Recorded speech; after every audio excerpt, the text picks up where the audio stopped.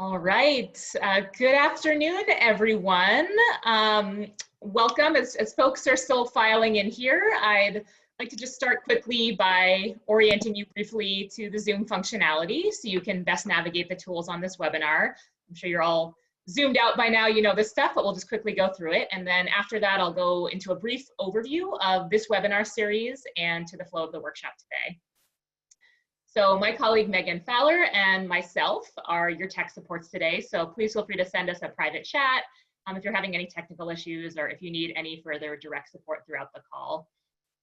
We've brought you all in on mute today just to keep things a little bit less chaotic. But we do encourage you, if you're comfortable, to feel free to turn on your video just for networking purposes. If not, no worries, no pressure to do that. But the participants button there will allow you to view a list of the other participants on the call. If you could all go ahead and click that button that looks like a thought bubble, that's the chat feature. And we as the moderators might be sharing links and information with you in the chat. You can also use the chat to pose any questions or comments that you have. But today we are asking that you please try to hold your questions until later on in the agenda when we get to the Q&A section. And we're going to do our very best to get to everyone's questions. Notice too, there's a drop down that allows you to chat to everybody or privately to an individual. Today's presentation is being recorded and we'll be making it available on AST's website, along with a resource handout with resources that we'll be mentioning today on this call, as well as all the other recordings from this series. Today, we're also going to be running a few polls to learn a little bit more about those of you who are here on the call with us. So we got our first one right here. If you could just take a moment to fill it out. We'd just like to get a sense of who's here in the room with us today. And I'll give you a moment to do that.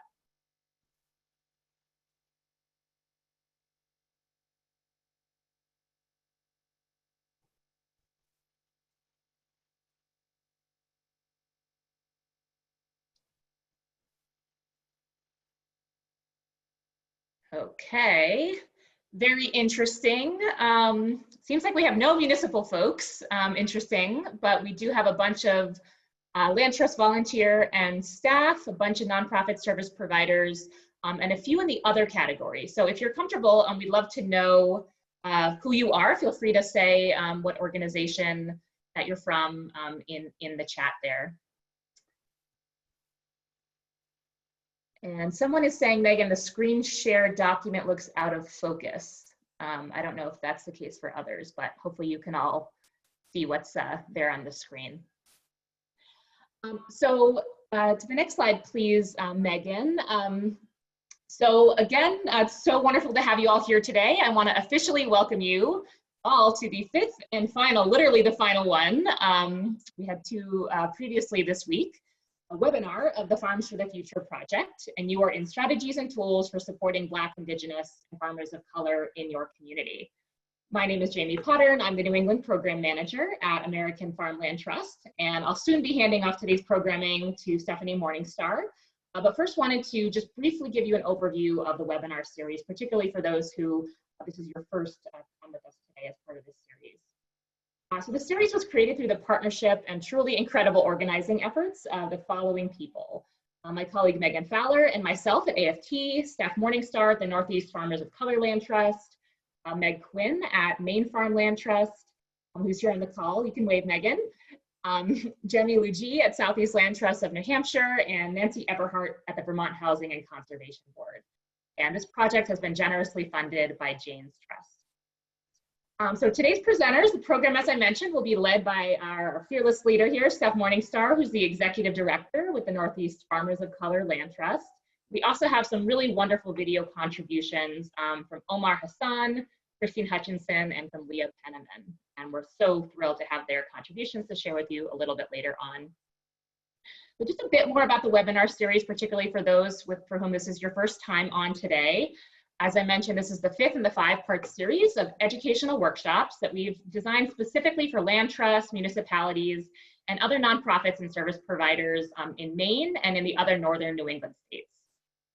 So especially due to COVID-19, as you all know, there's just this growing interest in local agriculture and a real desire for more skills and training for securing a more resilient food system at the local level, regionally, as well as advancing greater land justice.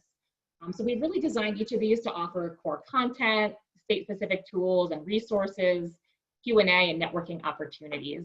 And each of these also built off of the previous one. And so if this is your first webinar with us, or if you missed a few of them, we really do encourage you to go back and watch the recordings of the webinars, which, as I mentioned, are on our website. And so, yeah, just a whole range of topics that we did cover, ranging from how to make your community more farm friendly to how to protect more farmland in your town, a whole webinar on solar siting and farmland, land access, and then, of course, today's webinar, tools and resources for supporting Black, Indigenous, and farmers of color in your community. So before I hand it off to Steph, just really quickly, today's agenda, Steph is going to lead us through the history of land dispossession and racism around land here in New England, followed by some really powerful case studies from our video contributors, whom I mentioned. And then she's going to share some specific strategies and tools and things that we can all be thinking about to better support Black, Indigenous, and farmers of color in the communities where we live and where we work. And as I mentioned, we'll have time for Q&A at the end. So please do hold your questions, and then we're going to try to wrap up everything by 3:30. So it's going to be a real jam-packed 90 minutes. But I'm so thrilled to be able to hand this off to my colleague, Steph Morningstar, who's just been rocking it, and so glad to have her here with us. So she's going to be leading you through the rest of today's presentation. Take it away, Steph. Thanks, Jamie. Sego, Sego, everybody. Stephanie Morningstar and Young Yachts. That means hi, everybody. I'm Stephanie Morningstar. Thanks so much for joining us today. It's good to see a couple familiar faces in the participant list, and to everybody else, I'm excited to make your acquaintance through this beautiful ether technology that we all share together. I am a member of the Oneida Nation, and I'm the Executive Director of the Northeast Farmers of Color Land Trust. First off, we always offer gratitude. So I'm number one, offering gratitude to the land, and then also gratitude to all of you, and then gratitude to AFT's New England Program Manager, the organizer extraordinaire who has put this series together, Jamie Pottern, and the tech whiz who holds it all together and makes it happen behind the scenes, Megan Fowler. I'd also like to thank our fiscal sponsor, Soulfire Farm Institute, and their board of directors for their support and guidance, and also much gratitude to our board of directors and the good folks at the Northeast Farmers of Color Network for their continued movement building and camaraderie. Lastly, I'd like to thank our sponsors, Jesse Smith Noyes Fund, Cooperative Development Institute, and NOVA Foundation for their essential support. So to begin, oftentimes we, in this new world of equity that has been sort of building over the last several years, folks have started asking a lot about land acknowledgements and doing land acknowledgements before they begin any kind of proceeding. So before we begin, let's take a moment to, as a dear friend has shared with me, let's take a moment to find the headwaters of our breath and recognize why we are wanting to meet here today and grounding in why we're all here, our relationship with the land and a relationship with one another. So this map that you're looking at right now is created by a really great project called the Native Land Project, and is a representation of Turtle Island's multitude of indigenous territories, languages, and peoples freed from the colonial boundaries that have carved into the indigenous landscape. The lands I make a life on are also known as the lands of our relatives, the Maple Nation, Treaty 3, and Dish with One Spoon Wampum territory.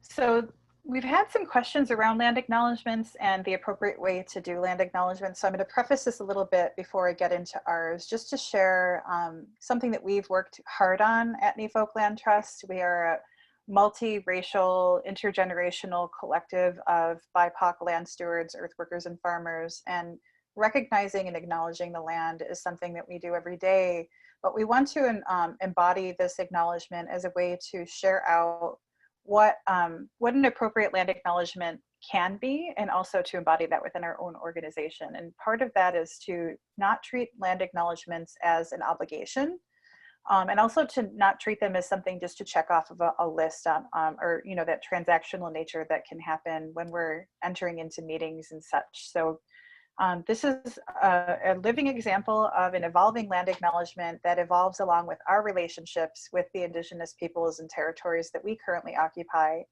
as well as the programming that's reflected and the ways that we're actually picking up that work and actionably enacting that within our programming.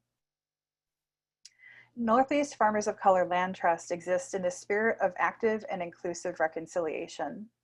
We occupy and serve the territory of the northeast part of what is currently called the United States, a colonial framework constructed upon the living land that is Turtle Island. I am honored and grateful to stand in the territory of my homelands, Dish with One Spoon Treaty. We recognize that acknowledging the traditional territories of the original stewards of these lands is opening a door to actionable reconciliation, repair, and relationship building. We are working to advance land access for Black, Indigenous, and farmers of color with the understanding that these territories we occupy hold the history of trauma, of colonization, of forced removal, and land theft. We embody and honor this understanding by considering carefully how we engage the lands that we may come to hold in trust through the establishment of and continuous consultation with the traditional Indigenous leadership of the territories within our service area. By advancing strategies such as cultural respect easements, voluntary taxation, and other tools for acknowledging, as well as repairing the complex history of colonization, and by listening, moving at the speed of trust while we do so. This is the fun part for everybody, and I'm going to invite you now to type into the chat which traditional territories you are currently living on and make a life on. You can also share where you've come from and the traditional territories that you grew up on. And if you're Indigenous, I would love for you to share that in your language if you have that language. Yeah, I just love to see where folks are. And I know today is quite heavily Abenaki, I'm sure, but let's see we have Lenape land, Piscataway, Nipmuc, Mohawk, Mohican, and Haudenosaunee land. Hello, represent, Penobscot land. Yeah, thank you so much. Eastern Abenaki, Nipmuc, Penobscot, Passamaquoddy, Wapanaki, Passamaquoddy. So wonderful to hear this. Thank you so much for sharing. I think if we can know the lands that we're all occupying and living on and making a life on, we can start to really weave some things together from that spirit. So thank you, Noah. Okay, the next part that is also a fun part is, really recognizing that what we're doing together really transcends transaction, it transcends time, it's all about place, and it's about our ancestors and really recognizing that we do this work sitting in between a long line of ancestors before us, that we ourselves are future ancestors, and that we are paving the way for the faces yet to come, or our future generations. This work that we're doing together is in every sense of the meaning ancestor work. So I'm going to invite you now to think about an ancestor who might be with you today, somebody who maybe inspires you in the work that you do, inspires your relationship with the land, inspires you to fight for justice, or who may need to hear the message that we're sharing today. So if you feel comfortable with that, feel free to type their name into the chat now. I see Grandpa Alvin. That's so beautiful. I'm today going to invite in my mother, Diane Schuler, who really inspired the work that I do. Uncle John. Oh, Gabriel Page, nice. So welcome, ancestors, welcome. It's so great to be here and to recognize that our ancestors are always at our backs. They're the ones who are guiding us. Grandmother Diane, Grandpa Al, and Kate is sharing. I wish I knew their names, but I know they're with me, and they are with us. They're always with us. Arvia Talbot. These are the reasons that we're here today, and I just love being able to sit and listen and know that they've come present with us. So thank you so much for sharing your ancestors with us today. Lloyd Burnett. All right. So a really wise man, James Baldwin, once said, "I am what time, circumstance, history have made of me, certainly, but I am also much more than that. So are we all." Before we can explore how we can be more together, we need to set a bit of the context and rationale behind where we came from. We can't delve into the entire history of how we got to this place, for sure. That's not going to be able to happen in an hour and a half. But let's explore some of the moments that have informed the work of the Northeast Farmers of Color Land Trust and the larger movement of land and food sovereignty. But before we get started, we're going to do another little poll. And the reason we're going to do this poll is mainly to, and you can select any and all of these, it's not a single choice. I want to know like kind of where I need to gauge certain things. So I want to make sure that I'm not overemphasizing things and underemphasizing others. So if you want to take part in this survey, this will give me a good understanding of where we're all at right now.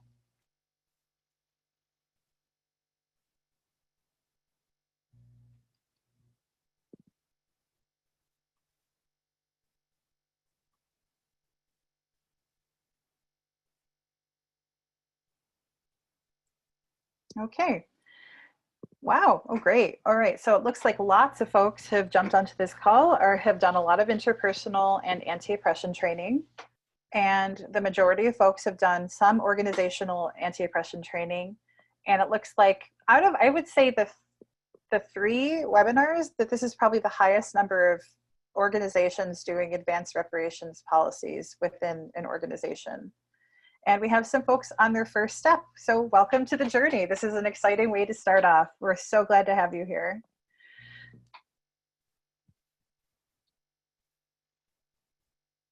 All right. So did you know that between 1776 and 1887, the United States seized over 1.5 billion acres from America's indigenous people by treaty and executive order, often at the point of a gun or with violence or coercion? This map, created by the EHistory Project, is based on data produced by the Bureau of American Ethnology, and that mapped every treaty and executive order during that period, illustrating the invasion of America. You can see this by watching the blue territories disappear from east to west, replacing them with a tiny fraction of reservation lands, where indigenous peoples were forcibly relocated.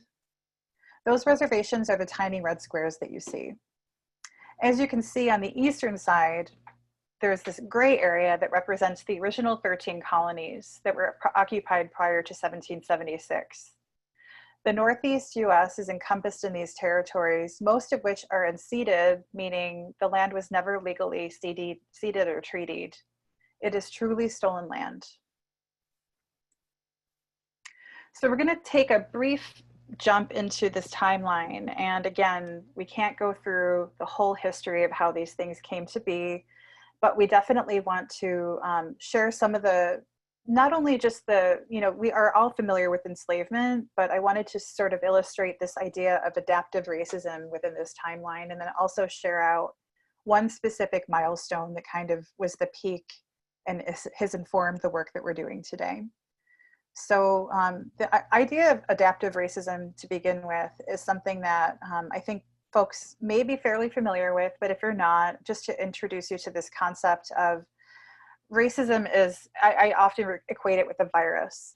So viral illnesses and viruses have this insidious way of shapeshifting and morphing to adjust to their surroundings and adjust to basically vaccines. So the way that racism works is very similar. So you can see in the beginning with the doctrine of discovery, that was the original Christian papal bulls that came down that basically said that indigenous peoples or any peoples who are not God-fearing citizens, meaning anybody who isn't Christian, occupying a land are not considered human beings. They're actually not equated with being human whatsoever, and that land is considered what we call terra nullius, which meant empty land. So that was what the colonial project basically did throughout the globe, specifically within what is now Turtle Island in Africa and other nations.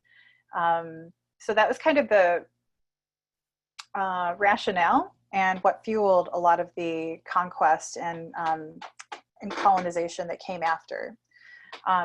Enslavement we're all very familiar with, and when enslavement was illegalized, that shifted and it changed into sharecropping. And then things got really serious. And I mean, they were serious beforehand, but basically what we're trying to say is that if it can't happen one way, it's going to find another way to happen. And that's really resulted in what we're seeing now in this intense police violence and the 13th Amendment and a lot of the ways that racism has shifted, redlining, federal discrimination, the terror campaigns that happened. But I want to point out three specific incidences that really have informed the work that we're doing. So a lot of folks in New England have this concept because they're in northern territories that they were not complicit in enslavement. Slavery was a dominant feature in the antebellum South, but it was also fairly pervasive in pre-Civil War North and after Civil War North as well. The New England states all have a history of enslavement. In the early colonial period, Europeans invaded these lands and initially enslaved indigenous peoples who lived here. And as we were driven out, as indigenous peoples were driven out, they were replaced by enslaved Africans and invested heavily in the slave trade to power the economy. States such as New Hampshire actually never even banned slavery. Slavery was only illegalized with the ratification of the 13th Amendment in 1865, whereas next door in Vermont, enslavement was banished in 1777. In Maine, in 1820, the US passed an act that made participation of the slave trade an act of piracy, yet dozens of Maine vessels engaged in the slave trade illegally during this period. Thousands of enslaved people were transported and traded, leading to huge profits for slave traders, some of whom were Maine sea captains who are remembered as leading citizens to this day. Much of the millions of dollars from the slave trade funded the growth of New England's economy. The first ever American ever to be convicted and hanged of a crime for trading humans was also from Maine. His name was Nathaniel Gordon of Portland, and he was convicted of carrying 897 slaves aboard a 500-ton merchant ship called Erie. Half of those slaves were children. So getting on, just looking at the middle of this timeline, I want to share three important things. The first is the number 1862. It was a milestone year that shaped agriculture in the US. First was the Homestead Act that exploded Western migration by providing settlers more than 160 acres of indigenous land. It has been named unquestionably the most extensive, radical, redistributive governmental policy in US history. This national land dispossession policy not only benefited white folks, it continues to do so on exponential levels. It's estimated that about 93 million people, or a quarter of the United States population, are inheritors of people who received Homestead Act allotments.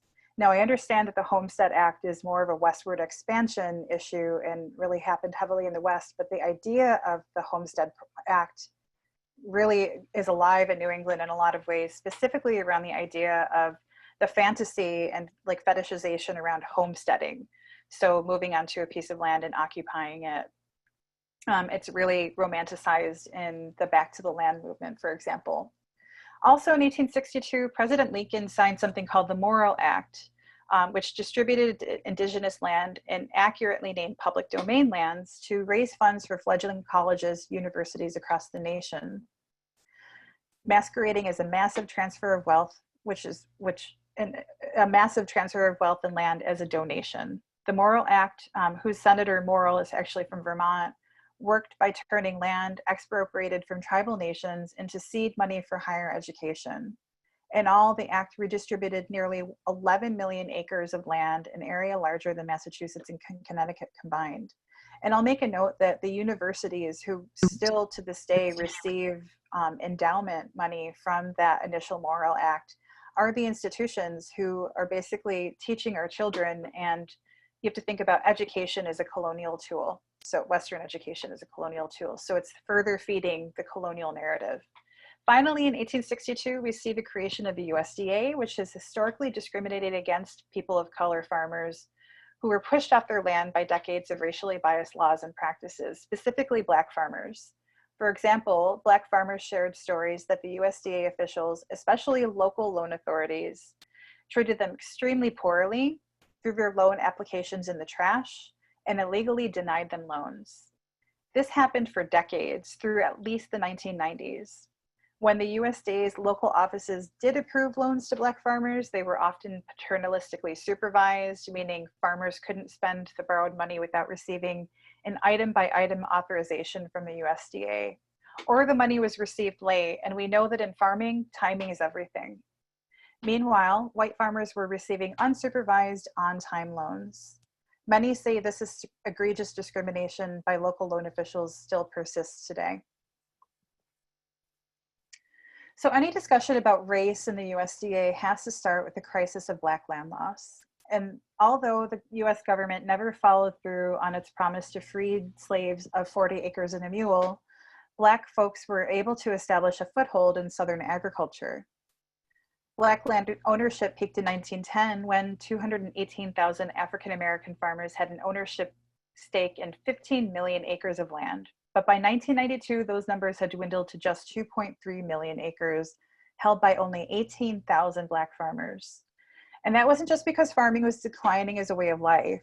Black folks were being pushed off of land in those terror campaigns that I mentioned in vastly disproportionate numbers, whether it was terror campaigns or lack of access to legal structures that would help them through the heirs property law. And by 1920, 1 out of 7 US farms were Black run, but by 1992, only 1 out of 100 farms were Black run. So farmland ownership is highly consolidated and racialized now due to this long history of attempted genocide, dispossession, and slavery. Today, 8% of farms control over 40% of US farmland. The average American farm is now over 400 acres compared to 150 acres in 1940. And that number increases every year as smaller farms buckle under the weight of capital-intensive industrial agricultural model. There's also an extreme racial disparity between who labors on the land and who profits from the land. Over 60% of farm workers are people of color, largely Latinx. Meanwhile, white people own 98% of all farmland, or about 50 times the number of acres owned by people of color. So we're just looking for a little piece of that pie, basically. So this is a basic demographic. It's a pretty simple illustration of something that, you know, I'm trying to give you these visuals that really drastically share with you like the disparities. And this is a specific rundown of what farmers of color represent in New Hampshire, Vermont, and Maine, which are the 3 service areas that we're focusing on for this webinar series. So taking a look at this graph, which is based on the 2017 Ag Census, the average percentage of farmers of color in these states is at or around 1.5% per state, versus the overwhelming majority being white, multi-generational farmers. Keep these numbers in mind when you're thinking about how land is inherited, and adding the fact that farmers are increasingly aging. This does not bode well for farmland preservation or balancing equity in farming, as many families are ready to take an exit and take a payout based on the increased value of land based on development, instead of continuing that family enterprise or that family tradition of farming. This makes farmland access out of reach for farmers of color, specifically who farm on a smaller scale and have less access to patient capital in order to own land. And it also puts good soils, our food system, and our environment at risk. Tie into that COVID-19, and we start to really look at some of the issues around not only how our folks are being affected for land access, but then how we're further being affected by things like chronic stress and the comorbidities of just being in a Black or brown body, and that those things have a deeper effect on our communities of color who end up in the hospital more often.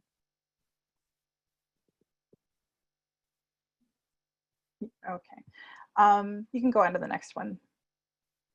Okay.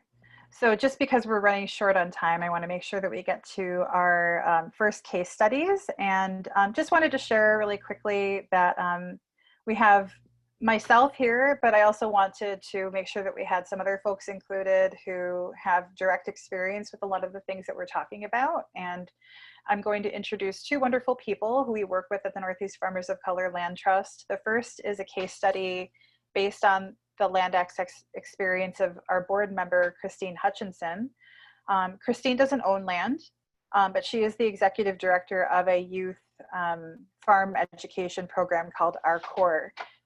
Christine has basically relied on the kindness and well-intended landowners who have offered her a number of handshake deals, which have become extremely common for farmers of color across the Northeast, meaning people who own farmland have somewhat built a relationship with us or just reached out and said, hey, we have some farmland we'd like to share with your farmers. And but we don't want to necessarily solidify that in any kind of legal agreement. That's one of the reasons the land trust exists right now. So Christine's going to share her experience with these types of handshake deals and how that work informed the Newfolk Land Trust. The second case study is with Omar Hassan, who some folks might be familiar with. He is a cooperative development and marketing specialist with the Cooperative Development Institute. Omar is going to share his experience with supporting new American farmers in New England. We worked alongside Omar in February, it feels like 3 years ago at this point. We worked with him to bring together this Strengthening Our Roots Farmers Exchange, which was a skill share back in February in Lewiston, Maine. He's going to offer some simple shifts that you can make as an organization to ensure you're meeting the needs of new American refugee and migrant farmers.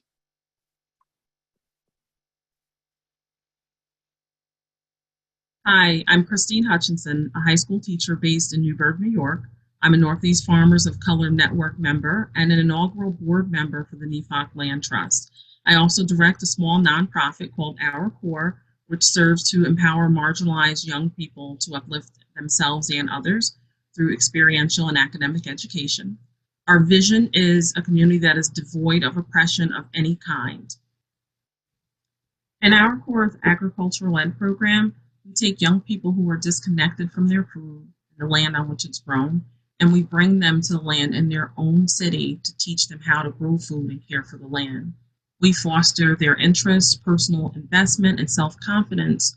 We nurture the most interested young people's agricultural aspirations in hopes that they'll take up the charge of feeding their communities. We need land to be able to answer the question, now what? Once these young people have gone through the program, developed their confidence, they have skills, they've made personal investments, where do they grow?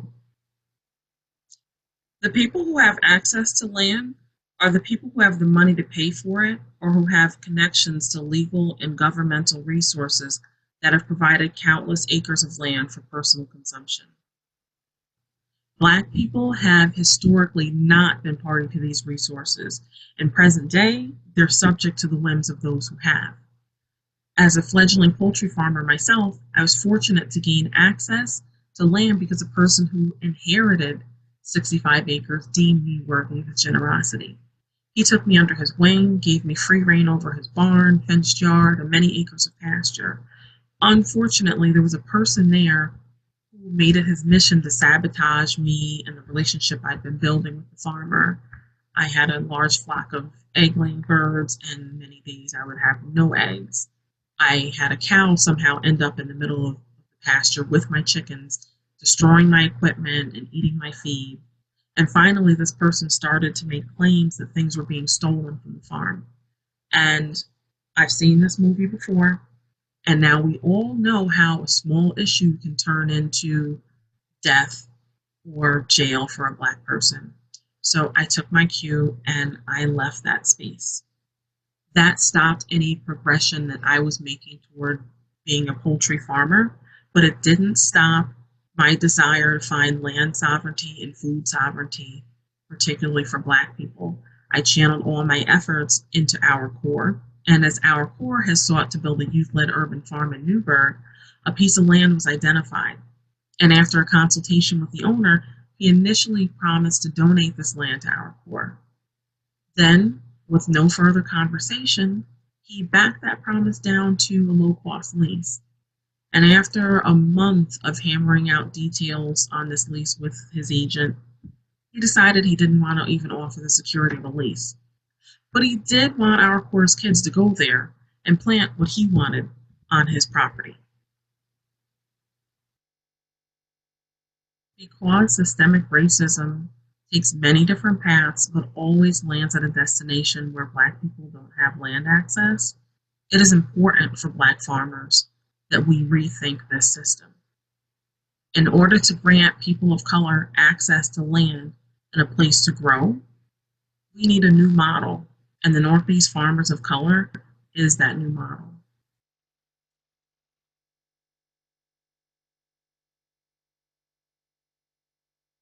Hi, everybody. It's Stephanie. I'm here with Omar Hassan from Cooperative Development Institute. Omar is a cooperative development and marketing assistant, and he has been working with Folkland Trust on refugee and migrant farmers Skillshare series that has been happening in Maine, and we have 2 more to go over the next 2 years.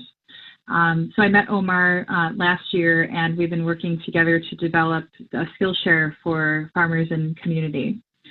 Omar, why don't you tell us a little bit about yourself, your role, and what you do for the Somali Bantu farming community? Hi, my name is Omar Hassan. I work at Cooperative Development Institute. I am the Cooperative Development Marketing Assistant. And so I work with the New Roots Cooperative Farm and also other farmers in the Lewiston and Auburn area. I've joined CDI mainly to do a cooperative farming, cooperative food system work. Tell me more about the Farmers Exchange that we're working on together. How have these Farmers Exchanges affected or help the community with the self-determination model that you're talking about? Yeah, so we've had many groups, many farmers, individuals, people in the community, leaders come together, people of color, to share themselves. Some of them are, looking to start a farm, and some of them already have. So we have kind of mixed them together with the help of many, service providers and, other people that can support in ways to bring them together. So this was a chance to actually be people of color talking to each other and actually exchange things that, they wouldn't share amongst others. So, and it was so amazing. They were, they speak the same, some of them speak the same language, and they were able to, talk to each other after, and also in the session. That also gave me a chance to just like say, we have, developed and created something that can be a year round every year. So it's like some of them came back, called, and some of them know each other. It's like they've learned so much, and they've also appreciated the fact that they can do things on their own. I really appreciate that part of the work that we've been doing with CDI, that we're working toward this development of an owner-operated businesses and building these cooperatives that, like you're saying, it's breaking down the isolation, especially around language access and language justice. What do you think some of the tools for, what are some of the tools of land access that you've seen happen, as far as how have these farmers been accessing land, and does it feel stable to you? Does it feel like this land access is increasing for farmers of color in these regions? Yeah, I mean, we're changing we're seeing some changes, obviously, but slow. But I think we're progressing to the right direction. For example, Somali Bantu Community Association has just fundraised land that's 107 acres. They're able to just fundraise all the way, and that was a right direction. Obviously, the pandemic and the Black Lives Matter movement have had a positive impact, huge impact. on Black farmers and immigrant farmers. So many were able to donate, many were able to support in some ways, volunteer, and just coming forward to see them succeed as well. So obviously, I know there's a lot of demand in seeing farmers produce. So I think there's a win-win on both sides. We need it. Many people want farmers. Many people want farmers to succeed as well. So reducing and just staying away from because there were a lot of things were shifting.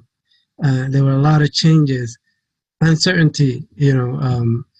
That people were just not sure.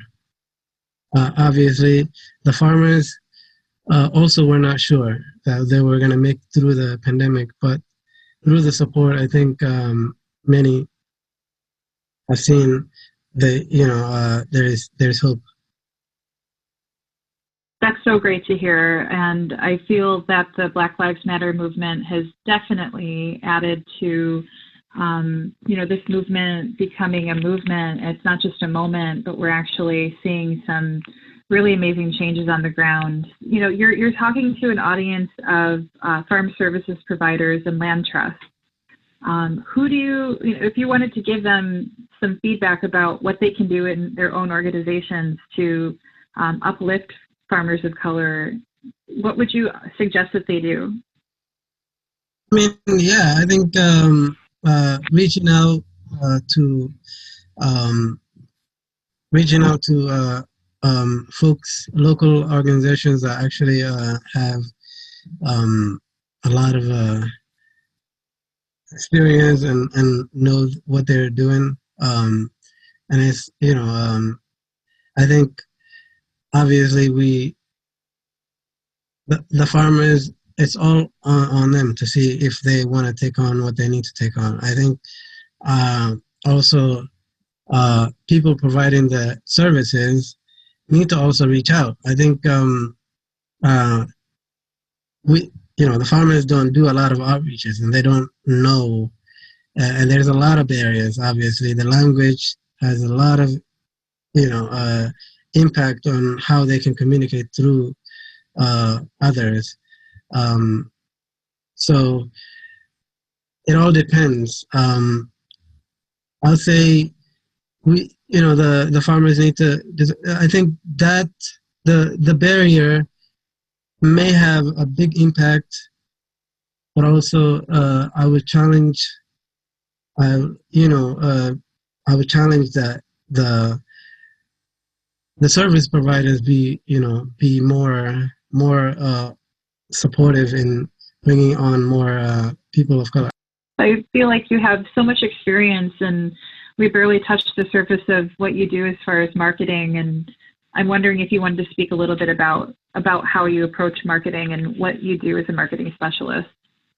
Yeah. So the last 3 years, I worked with New Roots and also Isuken lately through marketing and doing coordination as well.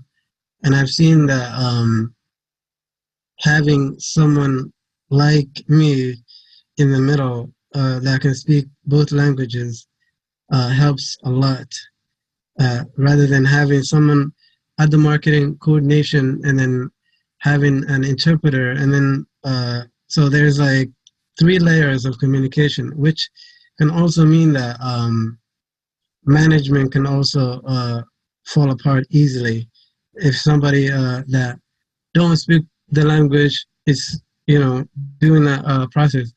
And the farmers they feel comfortable just having to know that, communicate to this person easily, that person can be communicated. And so a lot of communication, if there is like something that needs to be translated, it will be a slow market for them, and they will not grow fast. I think that's that's something I've seen the last few years as well. So this is the second year with New Roots, and I think seeing the growth that, I mean, it's enormous. The work, they're taking on more, they're able to take on more. And also, I'll say the same for Isuken Co-op, who is also growing and also expanding their market. And one last question, I would say, what is the power of the co-op behind the work that you're doing as far as the model of a cooperative model versus another type of farming model? Yeah, so I mean, being able to share, being able to decide, being able to just be together, also, you know, like help each other. I think, you know, that togetherness, sharing, you know, and also being able to just, you know, live the dream without having to do more than more by yourself.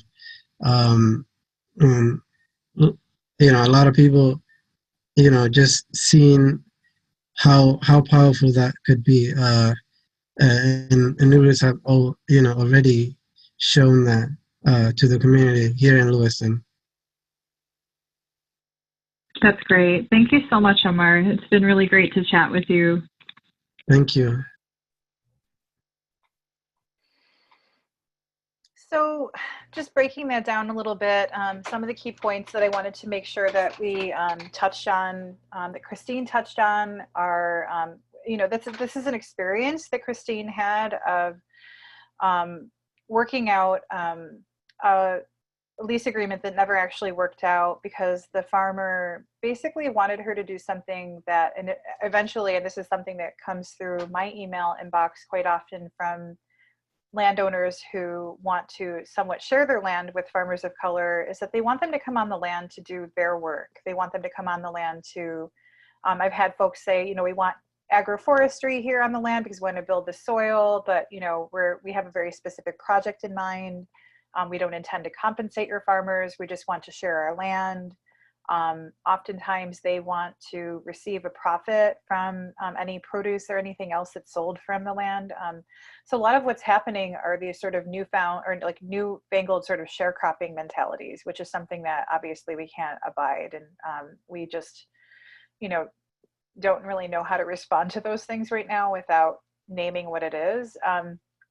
Additionally, just thinking about this is making sure that as you're hearing, Christine, that you're hearing, I know there are folks here that work with lease agreements and things like that, to think about what does a farmer of color need to advocate for a fair lease agreement. And oftentimes it's a person of color advocating for them. So they have somebody who, like our organization, somebody who has a lived experience of being a person of color, and somebody that is has some of the needs and understandings around how to do that in a culturally competent way. So something that's not going to trigger, something that's not going to assume that farmers have the necessary legal language, right? So it's a lot of times about not assuming one or the other, but just making sure that whatever is happening is that there's a fair and equitable way to balance that knowledge and that information, that there's somebody they feel they can trust within that transaction.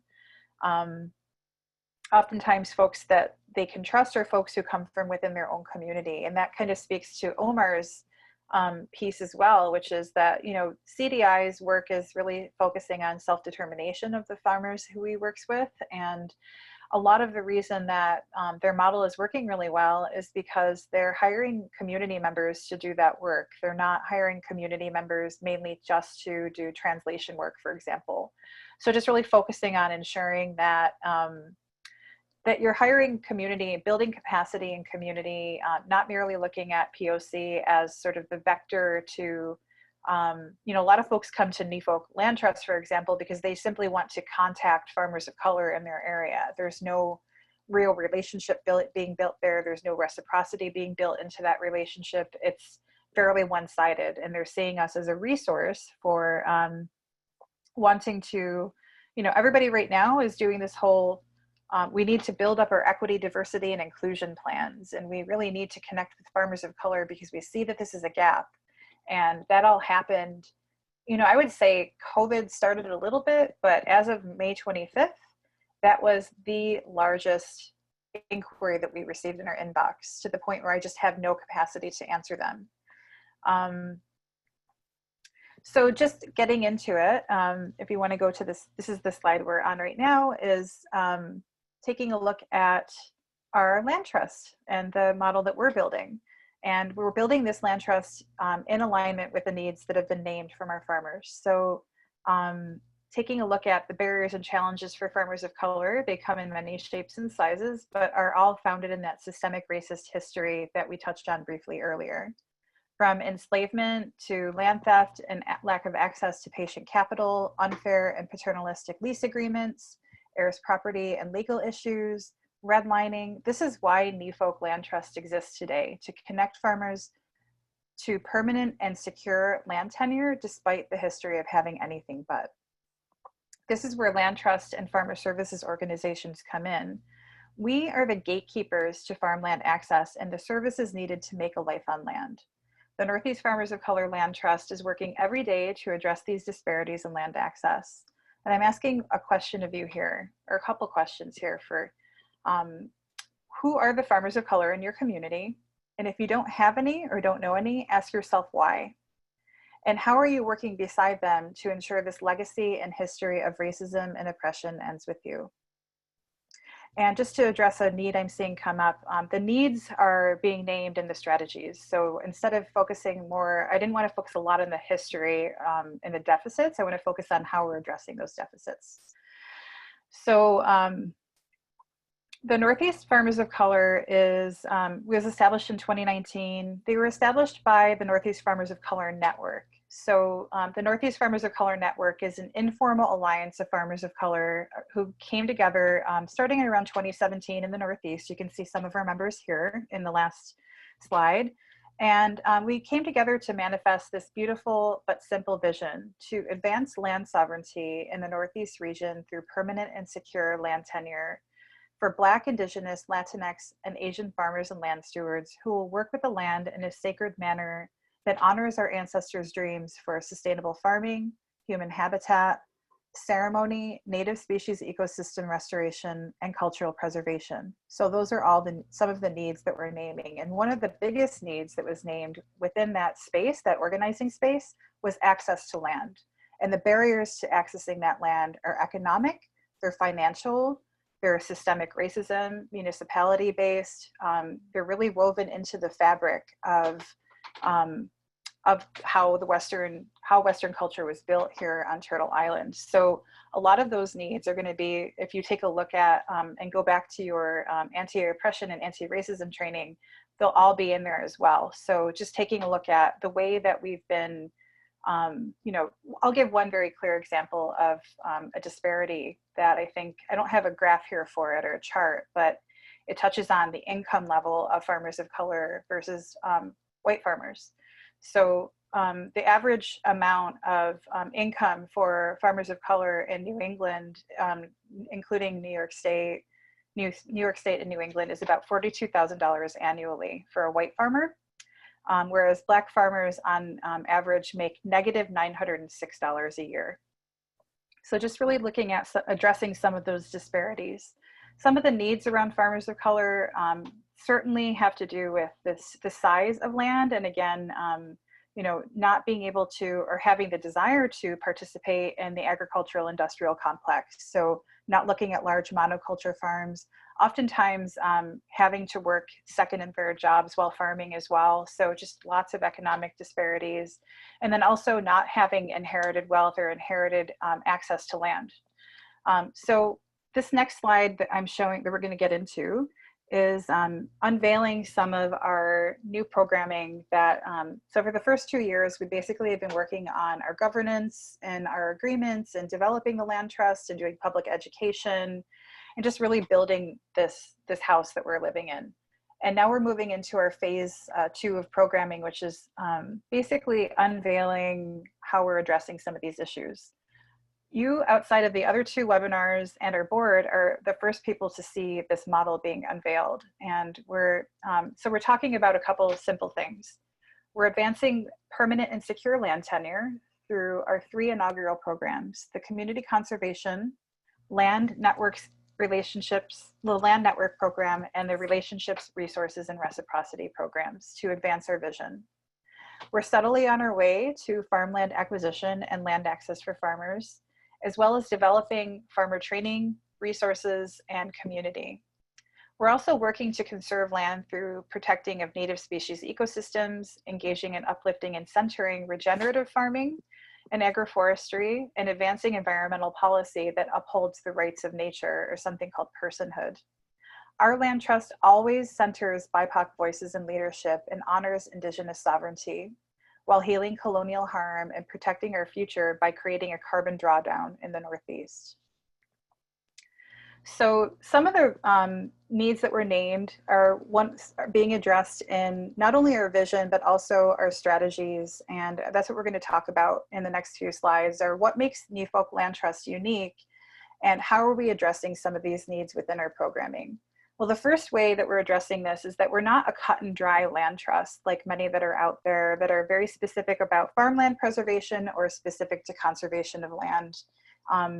We're actually a hybrid of both of those things, because we're not binary cultures, and we include conservation techniques within our human habitat, as well as farming and agroforestry. So we couldn't figure out initially if we wanted to do this or not, but it just could not, we couldn't really get away from blending conservation in those conservation land trust models, like specifically regarding things like native species ecosystem restoration, but also things like culturally significant land holdings. So for example, one of those things and one of the desires named was to protect things that were culturally significant, not just farmland, but also things like burial sites, things like African burial grounds, things like rites of passage places, as well as mountains and rivers, and even non-human beings such as wild rice, which we can talk about when we talk about personhood. So we're doing this community land trust model that addresses the farmland preservation, Black land loss, Indigenous land theft, creating common spaces, all to allow for permanent, secure, and heritable land tenure, as well as cooperative business development, all leading to community wealth building. We're blending that with the conservation land trust model that enables conservation of and restoration of our native species ecosystems, culturally significant land holdings held in a sacred and culturally congruent manner, also advancing personhood goals. So looking at layering easements onto the land, all to result in health, wealth, and joy for Black, Indigenous, and POC communities. So not turning back the clock by any means, or going back to, maybe that sort of antiquated notion of what it means to be Indigenous or what it means to be global Indigenous, but really bringing forward global Indigenous technologies and knowledges on the land together in a multiracial way that really respects our own histories and our shared histories, and really evokes a sense of health, wealth, and joy. So really looking at fostering healthy, permanently accessible land, building healthy communities who can grow our own foods and medicines. Yesterday, I was on a webinar with some Indigenous folks from Akwesasne, some of my Haudenosaunee relatives, and we were talking about environmental issues around the St. Lawrence River and the St. Lawrence Seaway. And it broke my heart to hear that folks at Akwesasne are so used to using raised bed gardens that they actually forgot why they were using raised bed gardens versus planting and building soil on the land. And the reason is because of the deep, deep environmental racism that's happened around many different reserves and communities of color. In this respect, GM was dumping a lot of chemicals in the land and in the waterways that has made the land unfarmable, basically. And just so thinking about the fact that folks on reserves don't drink the water from the reserve, we rely on bottled water if we live on reserve. So thinking about those things as we go forward, but really bringing up and bringing forward the joy and the health and the wealth that we're trying to access through land access. So bringing forward our joyful honoring of cultural lifeways, bringing our native species ecosystems back into balance, and ultimately sequestering carbon, creating new economic models, and ultimately looking at creation or nature, which we are a part of as a respective and living being. So this is where we get into some of the tools and resources, and the way that we address this within not only this presentation, but just getting hundreds and hundreds of emails from service providers all throughout the Northeast and nationally who are looking to us to offer solutions and offer guidance, something that we don't have the capacity to do that en masse. We're not a technical assistance organization that way. We would hope to be able to provide that later on, but right now I'm the only paid employee of the Land Trust, so I have very little capacity to answer individual emails. Oftentimes folks are looking, like I mentioned before, to reach out to farmers of color, but I have no understanding of what kind of harm I may be putting them in. So for us, we have had these internal conversations about like what we should be sharing with white stream or mainstream organizations. And it kind of turned into sort of a phased model, right? So each one of these might be different for each of you, depending on your own experience and the experience and what your organizations are doing. So we start off with this phase of unlearning and relearning. Before you can go start building policies and working with farmers of color in any deep way, we would really hope that you've done your own work and your own anti-oppression training. And it sounds to me like many of you have done that here. So I don't want to belabor this more than I have to, but for those of you who have not gone through that, this is a really great way to start. And Jamie's going to share in the chat some of the ways that you can do that, and some of the people who, some of the organizations who are offering personal training as well as organizational training. So we want you to understand your own situation, right? Your own, like, situate yourself within this work and who you are, and to understand some of the history and unlearn anti-oppressive mechanisms and then relearn mechanisms that are, not embedded in white supremacy culture. So one of those things is a huge piece of white supremacy culture that will be shared in some of the resources that we're sharing out is something that we know as urgency or pace setting. So as soon as May 25th came, I would say May 26th, I got 20 emails from organizations across the Northeast saying, we need to enact an equity, diversity, and inclusion profile or statement for our organization today, right now. We need to do it. It's obvious that this is not going to get better, and we're ready to do it. Pace setting and urgency is deeply embedded in this work. So we're really trying to say, like, let's put the brakes on. Let's do this in a way that is not only, just getting it done because you have to check it off the box, but like, let's transform things together. And this is a great way to do that. So developing an understanding of actionable steps to food and land sovereignty is a really great way to just hear, like, what are the BIPOC organizations out there who have been leading this work? What have we come up with? We don't have to recreate the wheel. We've created it, and we're sharing that out with you. So Jamie's sharing all that in the chat. Soulfire's action steps are amazing, and they're really like the top of their game when it comes to basically everything that you can do. I can't even imagine anything on that list that isn't addressed. And I'm not going to belabor that here. I'm not going to go over all of that here because it's something that would take many, many trainings. They do offer their uprooting racism training, but I know that they're all full this year. But because of that, there are other organizations out there, like Kingston Land Trust is doing an anti-oppression and technical assistance training. They're offering technical assistance to organizations who are ready to start building in anti-oppressive mechanisms in their work. The Aorta Collective, another very popular collective, that it's an anti-oppression collective, is probably, I'm pretty sure, booked up this year, but offers a lot of resources online. So start there. And then if you want to go to the next slide.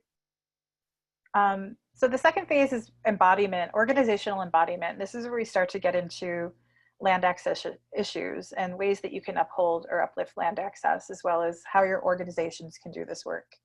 So consulting with an anti-oppression specialist for equitable ground leases. So maybe in the beginning, working with farmers of color, but working with, somebody like our organization, we're hiring somebody to start doing this work together to navigate ground leases and just be there as that intermediary, partnering with BIPOC-led organizations, and then donating land and easements is always a great idea, and thinking about it from a municipal level to start really looking at what are some of the challenges and barriers. Some of that are taxes related to land access. So really looking at things that you might be thinking about with respect to many different barriers and challenges for farmers of color, ensuring that you're prioritizing farmers of color within land access and not just sort of looking at land access barriers in general. And then organizational embodiment, of course, equity and working group statements are kind of where people start off, but that's really that's the beginning, that's sort of the tip of the iceberg, and that shows that you're doing the work as far as like the optical part of it, but how can you build in organizational accountability? So some ideas that we've been seeing that have been working are building advisory councils of Black, Indigenous, POC community members who are invested in the success of this happening in your region, making sure that you're compensating people accordingly and not just extracting free labor. Additionally, we've had a lot of requests from BIPOC-led organizations who are really doing some amazing work out there, but just need help in accessing grant funding, accessing the funding that they need, whether it's donations or funding, through fiscal sponsorships. And I've been having folks, since this has been rolling out, letting me know about fiscal sponsorships that they're offering, which is really great. We're going to definitely hit you up if you're doing fiscal sponsorship, especially when it comes to the reparations map, which we'll get into shortly regarding the strategies.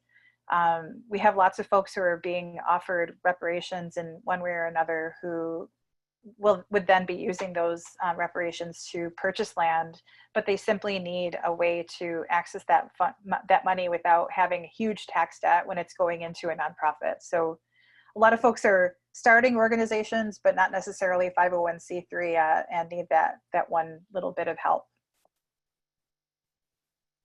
And then the final phase is deepening engagement. This is where we're going to jump off into some of the strategies in the next few slides of what Newfolk is doing. And these are really some of the ways that we're deepening engagement after you've done your interpersonal work, after you've done your organizational work, and you feel like you can enter into spaces with BIPOC people in partnership in an equitable way, and really addressing some of the unlearning and relearning. This is really where we're starting off with building relationship, and I'll talk about a partnership that really illustrates that.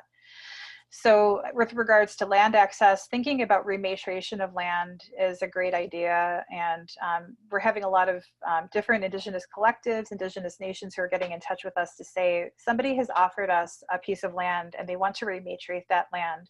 We've had questions around what that means, and what rematriation means is, repatriation is a concept of returning sacred items like material remains or even the bones of our ancestors to that tribal nation, and taking them out of the cases at museums, for example. So taking our ancestors off display. In this case, because land is actually considered female in Indigenous communities, Indigenous leadership, we simply just use the word rematriate. That's a term that came about, I would say about a decade ago. So thinking about, holding land for an Indigenous nation who is having land rematriated, oftentimes you can't necessarily take that land and, it's meant for an Indigenous nation to be able to access for certain reasons. We can't necessarily make that land sovereign again, but we can at least do something reciprocal, and thinking about reciprocity and relationship in all of these steps is really important. So potentially holding that land in trust with those Indigenous nations would be one idea. Also, there's an interesting project that we're supporting called Every Town, and that's an idea that came out of one of our Newfolk network members, and we're putting a lot of support behind this. It's a state policy. We're trying to set precedent for every town to have at least one BIPOC-owned farm. So that's a lot. Like that's a lot, and I'm sure that will take years and years to manifest, but it at least turns our attention toward this idea, and it starts to turn our attention in a state and municipality level conversation about, are we thinking about Black, Indigenous, POC inclusion when we think about land access? Also, some actionable changes are thinking about and obviously addressing leadership and staffing. So looking at your board, looking at your organization, and seeing how many Black, Indigenous, POC folks are a part of your staffing or a part of your leadership. A lot of folks, I remember, I think it was maybe during the survey, the pre-survey of this work, of looking at where people are, you know, how many white folks versus how many POC are in communities, and really realizing that, you know, rural communities often have less POC, but not really thinking about why that is. So, you know, being a little bit critically thinking minded around that as well. Other ways are to start thinking about partnering with Indigenous communities. So who are the people, who are the traditional people of your territory? Have they been forcibly relocated? And then thinking about how you can connect with them. We're going to share that in just a moment. And personhood, the rights of nature, thinking about BIPOC specific farmer services, and also looking at succession planning and talking about succession planning and when succession planning, really looking at how you can undo that legacy of harm, that colonial harm of that transferable wealth or that inherited wealth. And that's one idea. So here are some of the ways that we're doing it. And I know we're running a bit short on time, so I want to be aware of that. One thing we're doing is partnering with Indigenous nations. So not only are we consulting Indigenous people on unceded territory and Indigenous leadership, recognizing that we are, you know, one of the needs that was named is, hey, you're on our territory. We should probably know what you're doing on our territory. So we're responding to that by engaging Indigenous leadership in those territories. We're also, and not just to say we did that due diligence, but also asking them and instituting an Indigenous advisory council that we compensate for their guidance and their leadership. We're discussing rematriation of land and holding that land in trust for various Indigenous nations. And we're facilitating something called a land tax, which is a voluntary tax that people can participate in, that recognizes that they're on unceded territory and pays a tax according to their income. The next part is reparations. So thinking about the fact that the food system was built on the stolen land and stolen labor of Black, Indigenous, Latinx, Asian, and people of color. Our Newfolk network has actually, they developed this reparations map that you can find on our website that we administer now, and they are claiming our sovereignty and calling for reparations of land and resources so that they can grow nourishing food and distribute it in our communities. So thinking about reparations models within your organization would be really, really beneficial. And you can take a look at ours as an example. And then finally, we're going to have a video about this, but just very briefly, we're beginning, and this is something that actually was inspired by Maine and by our relationship with the First Light Learning Journey, as well as our relationship with a really respected elder and executive director of the Native Land Conservancy, Ramona Peters. So it's something called a cultural respect easement. I'm going to let Leah Penniman share with you what that means in this next case study video.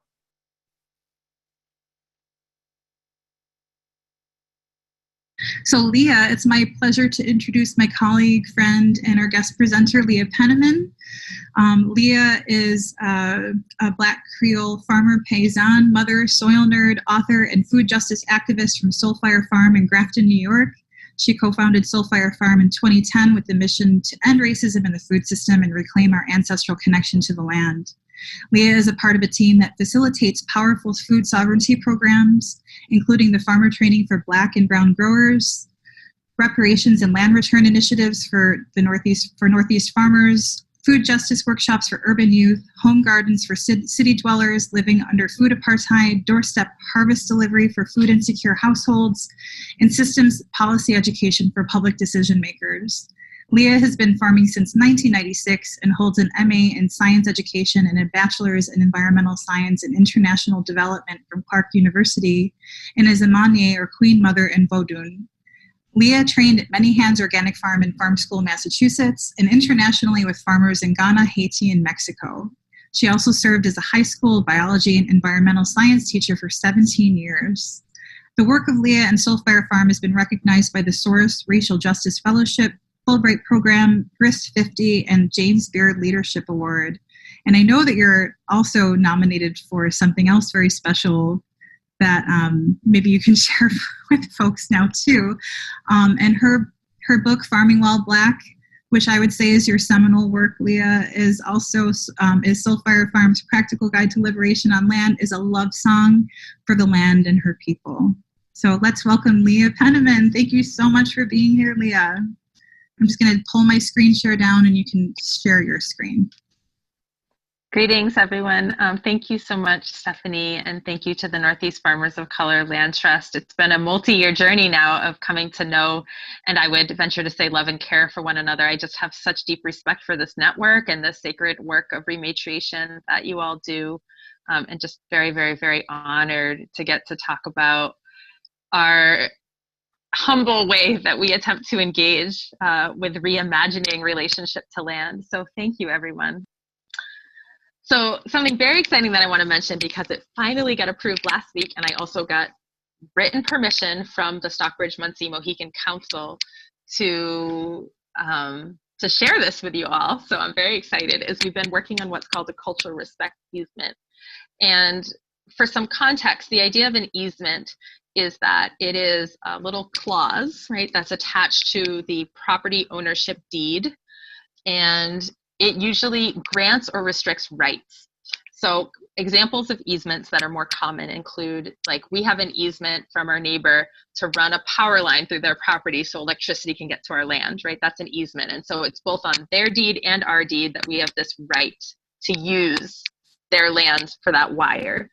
Another example of an easement you might have heard of is like a conservation easement. So that's a restriction. I could sell or donate a conservation easement to our local land trust that would say 60 acres of woods back there will never be developed. I am giving away or selling the development rights, and so that's permanently protected, and that reduces my property value, so I get like some maybe tax benefits. I get brownie points for good citizenship, whatever. A cultural respect easement is a newer tool. And I know that there are Indigenous nations in California, as well as Massachusetts and Maine, who have really piloted and created this concept. But it grants certain use rights to the original people of the land. And in the case of this easement, we had talked to the folks at the Mohican Nation who were generous enough to give us their time. I'm sure they get all kinds of weird, whack requests, and I made a couple of visits out to the reservation, got to know the folks of the Cultural Council, got to know the few families that are living in the homelands who aren't in Wisconsin. They're part of our solidarity share, so we're delivering food to families at no cost who are here in their homelands, and just really trying to follow folks' lead. While many of us are Indigenous, no one in our co-op is Mohican or Haudenosaunee, so this is not our territory. We are settlers here. And we asked them, like, do you want to be co-owners in the co-op or whatnot? And that was a no for various logistical reasons, but they were interested in a cultural respect easement, which would grant permanent use rights to the commons area of the land, so the forest and the waters, for ceremony, for fires and wildcrafting, hunting, fishing, burial of sacred artifacts that have been retrieved from museums that need to be reburied. And so we worked on this agreement, and again, back and forth with lawyers to figure out what's right. And the way that we decided to do it is, right now, we just signed a 5-year agreement to give us a chance to tweak anything that's not working. And then after 5 years, it will become permanent, like forever and ever, and it will be recorded in the county along with the deed. And so that means that even, you know, when I eventually pass, or when Soulfire Farm is no longer here, no matter who is owning this land, that easement for the Mohican Nation will be intact, which is really the idea. The idea is not a courtesy visit for original people, but it's that there's actually use rights to the land. So it's a great a great idea to build partnerships, and those partnerships extending outside of the relationships with Indigenous communities begin with us, right? So thinking about ways that we can partner together. I'm just going to share quickly because I want to make sure we can answer questions. 2 partnerships that have manifested through the work that we do. One is a BIPOC specific partnership that is a collaboration between the Black Farmer Fund, Corbin Hill Food Project, Soulfire Farm, Farm School NYC, and Newfolk Land Trust to put our BIPOC-led organizations together to lift up our people. Specifically in this one, this is a New York State specific initiative that covers the education and training needed, the capital, access to capital and markets that are needed, as well as the land access that's needed in order to ensure a successful, quote unquote, successful life on land. So making a life on land, ensuring that we can afford food and have access to healthy soil, healthy relationships with each other. And as Omar was sharing, just to make sure that we don't all have to overwork and live that dream, right? The next one is a collaboration between Vermont Land Trust and NOFA Vermont and Newfolk. And this is a multi-organizational partnership in advancing BIPOC farmer success and BIPOC land access in Vermont. So listening to farmers of color, this is a great way that we're bridging relationships between BIPOC farmers and white-led organizations who've been doing a ton of work already, just to ensure that we're all learning from one another. So this is not only a co-learning opportunity between our organizations, but it's ensuring the best possible success for farmers of color. And with that, I will say thank you and just lift up the words of our dear Fannie Lou Hamer, who has been a beautiful inspiration to this work, looking at her words and saying, nobody's free until everybody's free. And with that, I will take some questions. Oh, and if you want to get in touch, our email address is connect@nefolklandtrust.org, and just take a look out. Take a look at our website as well. All right, so let's see, questions.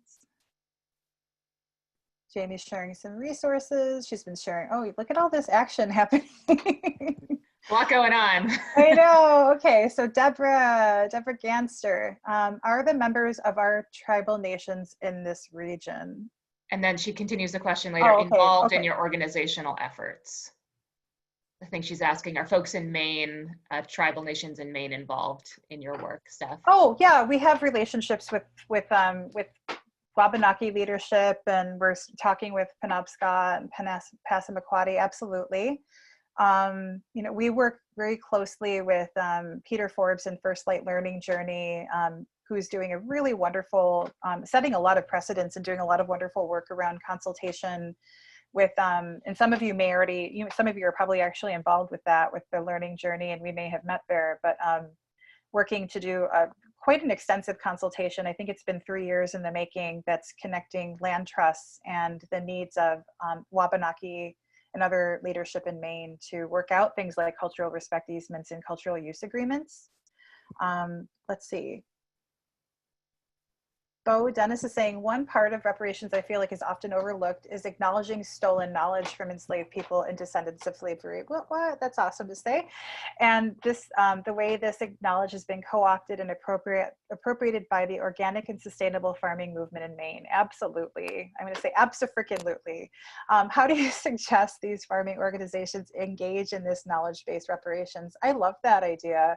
I had a similar conversation at a gathering in January, and I think it was Mohawk Territory. I went to an outdoor education leadership conference, and that is sort of the epicenter of cultural knowledge appropriation when it comes to that. I think you're probably talking, Bo, more about like permaculture and things like that, and they were talking a lot about like primitive skills in that regard. But what one of our Indigenous partners in that work suggested and made suggestions to that audience as well, I would uphold here, which is rematriate that knowledge and do it in a way that is providing access to resources. So if it's, say, like a permaculture course, create BIPOC scholarships and actually include culturally competent language in your materials, and also engage Indigenous agriculturists, engage Black Black farmers and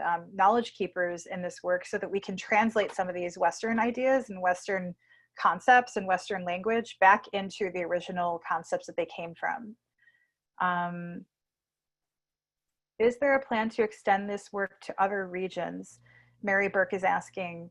Absolutely, and it's actually happening right now. So we're heading up a BIPOC land access convergence of many different land-based organizations across the, all across Turtle Island, who are basically saying, we're already doing the work that you're doing in the Pacific Northwest or in the South, but we all need a space to be able to create something a little bit more, get out of those silos and really uplift each other organizationally. So yes, we are doing that. Is there more information about the land tax? Kate Barney is asking that we are organizing. We don't have anything public yet, but what I would do is I can send everybody a link, and I don't know if Jamie, if you have a link to the Segority Shumi land tax, but Segority Land Trust is doing something called the Shumi land tax, which is a great model to follow. We're actually going to be doing a webinar on the land tax as we're building it. We're working with many different organizations. Yep, they're great. So we're going to build something that would then help other organizations understand how to build out that land tax in cooperation or in collaboration with Indigenous nations. Yeah, so I think, and yeah, I think that was it. I don't know if anybody else has any questions. I think we're actually on time. Oh my gosh. We are. Maybe we could probably take one or two more if they're quick. I'll add that Rachel was responding to you, Bo, Oh, yeah. that there are many of us in the African American community working hard to get engagement with white organic farmers and organizations. It's been impossible to break through. We at the Maine Black Caucus are here. Awesome. Yay. All right. Making connections in the chat, right on. Woo. And, I love this. Yeah. Yeah, I guess maybe Steph, maybe as a final. Oh. Yeah, I should Steph always has a say, question. people love this piece behind me. This is actually a piece of by Christy Belcourt, who's a very famous Métis artist in Canada, who had her designs. They were so beloved that I think it was Valentino, the designer, ended up collaborating with her on a whole design, like a whole collection. So I love Christy Belcourt if you take a look at her work. And Kate is asking, how long has Newfolk been around? The Land Trust has been around since 2019, so just like less than 2 years, and the Newfolk Network has been around since 2017. Oh, great. And, We're out of time, but I really want you to share this little anecdote. Do you mind, Steph? Yeah. Oh, okay. So somebody has asked in 2 of the previous iterations of this, how do we find and reach out to BIPOC community leaders and members in our area? And you were saying, like, how do you approach folks, really was the question. Like, you don't want to just cold call somebody, but when I moved into a community, very primarily white-led community, rich community here in my area, I had somebody show up at my doorstep and knock on my door, which always kind of freaks people out, but with a basket. And it was this person from a welcome wagon, literally a welcome wagon, came to my house, and this person represented the town, and I'm sure she was being nosy or whatever, but she also wanted to know, let us know that we were welcome. And she brought me a whole basket full of everything, all the services, all of the, gift cards for coffee, and the dry cleaners, and snacks, and all these things from all of the different services in the town. And she sat with me for a good 45 minutes, almost an hour, and just got to know us a little bit. And we got to know her. She shared about where she lives and her family and some of the history of the town, and wasn't trying to get anything from me, but literally just welcoming me. So that outreach that Omar was talking about, and just saying, like, hey, here's what we do and here's what we can offer, without any expectation, but just really that relationship building piece is a great way to work on that. So thanks a lot, everybody. It was so great. This is our last webinar. Can we just thank you. It was a wonderful experience working with everybody. And thank you so much for all of you coming. Please reach out, connect at efolklandtrust.org if you want to get in touch. Thank you so much, Steph. And I'm just going to wrap up in the next 20 seconds. So hopefully y'all can stay. Just again to say, Very special thank you to Steph in particular for sharing your incredible wisdom with us today and previous days and being part of the core planning team on this. It's been such an incredible partnership and so great to get to know you better.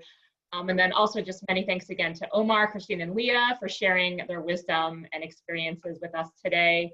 I do have a quick request. I'm going to paste a link here in the chat. We'll also email it around, but we do ask that you please just take the opportunity to just fill out a quick survey feedback. We'd love to know what you thought of this workshop. It's also an opportunity if there's further resources or things you need, we'd love to know about it and hopefully be able to get back to you with some further support. And then lastly, oh, and then there's Steph's information again. So please, feel free to reach out to Steph, don't inundate her, but that's their contact information.